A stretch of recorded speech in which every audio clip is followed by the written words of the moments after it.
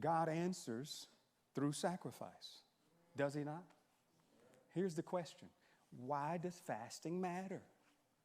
Why I gotta fast? How come you can't just do it? You can't get into the presence of God without sacrifice. And so they brought their sacrifice, and then from the sacrifice, then you have access to the holy place. The holy place has the bread, the light, candle, and right before the veil, incense, which represents prayer. The prayers are going up. Those that sacrificed, because you were able to sacrifice, now your prayers can be heard. If you don't get past here, you don't get no prayer through. If you don't get past here, there is no access. Communion requires sacrifice. Fasting breaks something in us. There's an invisible veil because we still live in this fallen world.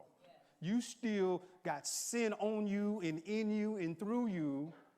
And sometimes, you know what that does? That hinders access. That hinders access. And so we're not sacrificing animals anymore.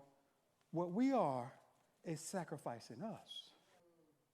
He answers through a sacrifice. This altar of incense is available to you. And it's always available to you. But people say, but Jesus is our sacrificial lamb. I ain't got to go. The veil was torn when he died. I have free access to the throne of grace, and you do. But that doesn't mean, just because you saved don't mean you got power. Just because you saved don't mean you get a prayer answered. You going to heaven, but living in hell.